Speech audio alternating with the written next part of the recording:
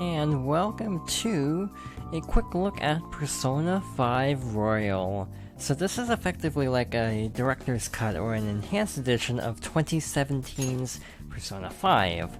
So I've been playing it for about 7 hours, so we're going to jump into that save rather than start at the beginning because of the long intro. I am at the first major dungeon, or palace. And so far so good. I'm having a great time with it. There's one fun thing though, that I noticed right away. So in the Persona series, you can go to the Velvet Room to make new personas or retrieve previously made or registered personas. However, this game, because it's like a director's cut, has all of the DLC from Persona 5 originally available for free. These are the paths you have walked. Meaning, you can really break this game in half. You can access all the DLC personas, the yellow ones, effectively, at a quick glance. So you might notice, like, Thanatos is level 60-something, but it gets crazier because Messiah is level 81 and 90.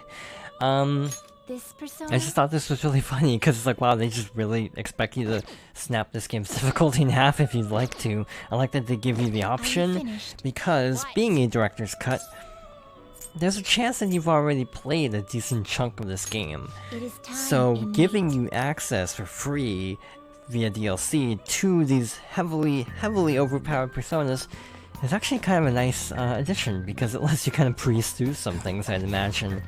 So we're gonna infiltrate the castle. Obviously, I don't know if I should say no spoilers, but like early game spoilers. So this is our first full day of infiltrating the palace here. First one. You have a lot of mechanics returning, like being able to take cover behind corners. One thing I don't remember, if it's in the original or not, is being able to choose some different spots of cover with the D-pad. Again, that might have been in the original game, and I just forgot. But I don't remember being able to do that. You can ambush enemies with X as standard, and you get a cool theme whenever you ambush somebody.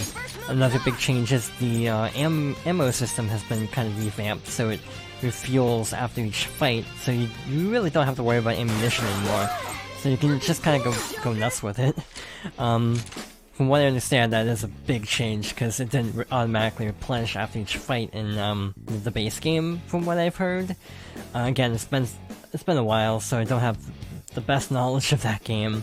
So when you knock down all enemies with their weaknesses, you can either choose an all-out attack for massive damage, or like recruit them, or get them to give you items. If you have this persona that corresponds to each shadow, they tend to give you better items.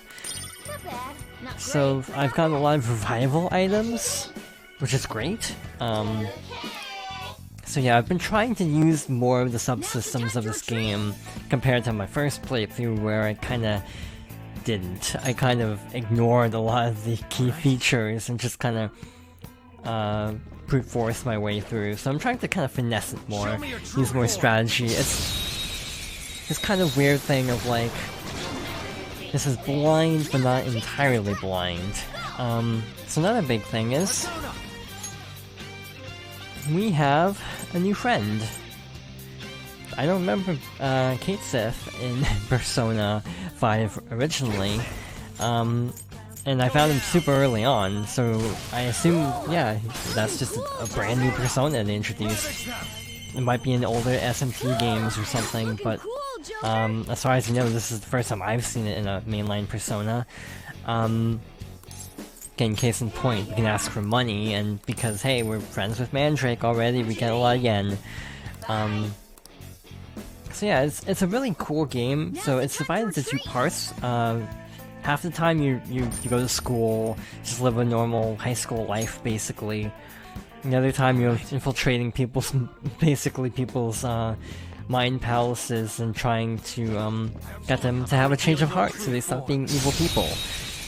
It's pretty cool. As far as personas go, this is pretty great. I do think I like Persona 3 more in some ways, and I like Persona 4 more in some ways. But in its own right, Persona 5 is a fantastic time, and the little balancing tweaks and adjustments here seem really fun so far, and thus, as a result, I can't recommend this enough. In fact, I actually got the collector's edition, if that says anything about how hyped I was for this game. It's a pretty cool collector's edition. It wasn't that much more expensive than just, you know, the regular game. It comes with like a steelbook. There's also a standalone steelbook release. There's a replica of the main character's mask. There's a soundtrack, art book. Let's see what else. Just tons of cool little extras. So yeah, I thought it was worth it personally, but again, obviously your mileage may vary. Again, I like Persona 5 enough originally to feel it was worthwhile, and also again, this was a pretty cheap special edition compared to a lot of special editions. But yeah, this game has a great sense of style. The visuals are pretty good. It was originally a PS3 game, but it took so long to come out. For the record, it was supposed to come out winter 2014 originally. Spoilers, it came out more like late 2016 in Japan and early 2017 elsewhere. So yeah, not so much early 2014. But still, it's it definitely isn't the most graphically intense game, but I do feel like it does a lot with the art style, so it makes up for the weaker hardware of the PS3. Now that's on PS4 exclusively, I feel like the graphics have actually been bumped up a little bit more. Like, I feel like, maybe it's just me, but some of the lighting feels better, and some of the effects look better. They also have redesigned character portraits at times, and so on. But another thing is the baton pass system, where you can basically pass your one more turn to someone else. It's actually incentivized better from what I understand. You get better, like, attack bonuses by using Baton Pass based on the original game. Again, I feel like I should preface that most of the things I say in relation to Persona 5 originally, I'm going off based on, you know, what I've heard, and also, like, yeah, what I've heard and just very vague memories, so the combat system does generally feel better. It's always been pretty fast-paced for a JRPG. Turn-based JRPGs aren't exactly known for their overwhelming speed, but this game feels like it moves at a pretty fast clip. For example, just doing normal attacks, that fight didn't take very long. Obviously, we're a tad over-leveled for these enemies, but still, it's been a fun time. I have no regrets picking it up, despite also owning Persona 5 originally. It's just that good. Again, Persona 5 wasn't obviously, Persona 5 wasn't obviously, like, the most, I think it actually was one of the more successful Personas, actually, now that I think about it.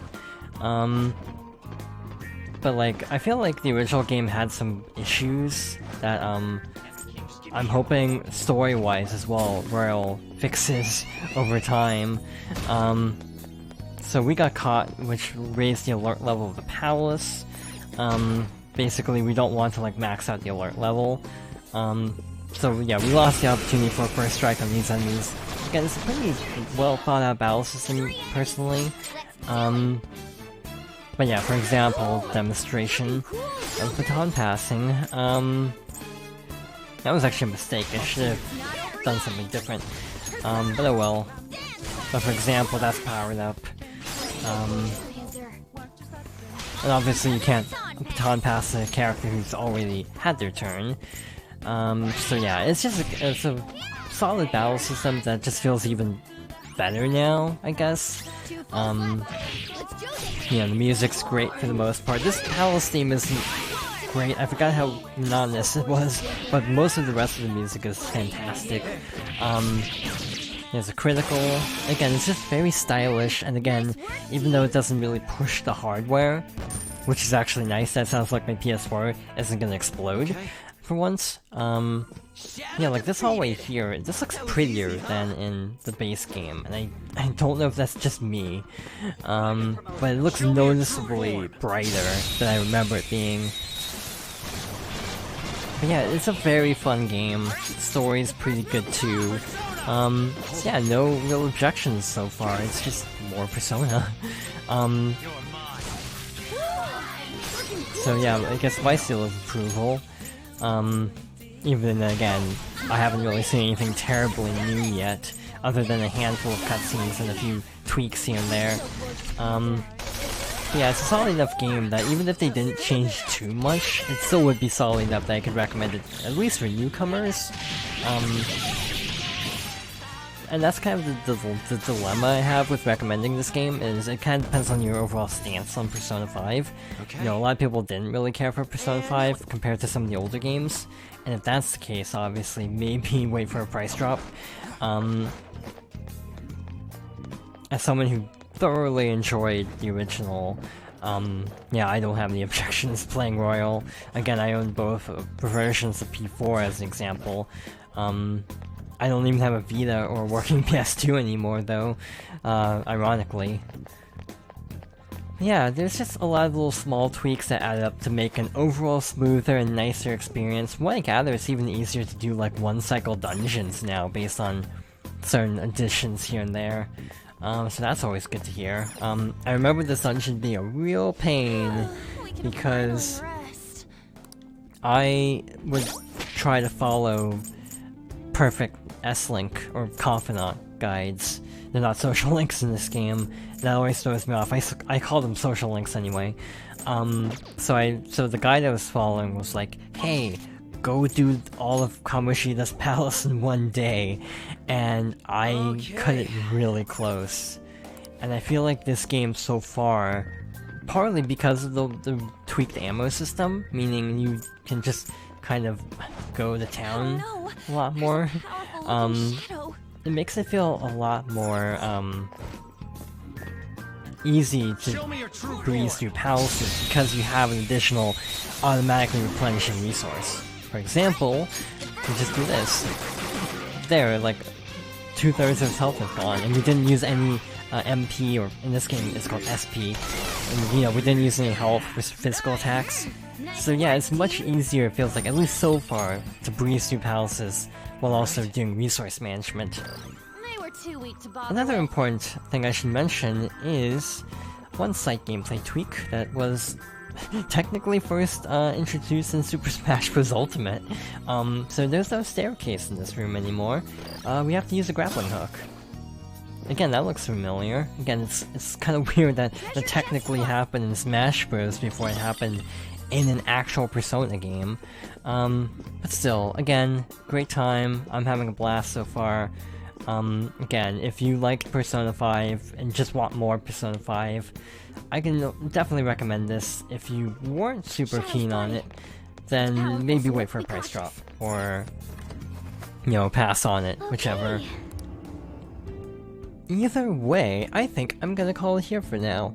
I'm gonna keep playing on my own time, obviously, but those are my quick thoughts on the game as so far. There's gonna be a second discussion this month because I skipped one last month, so we're gonna double up and do another game I'm really excited about tomorrow. But yeah, thank you for watching, and I hope you join me next time for another discussion.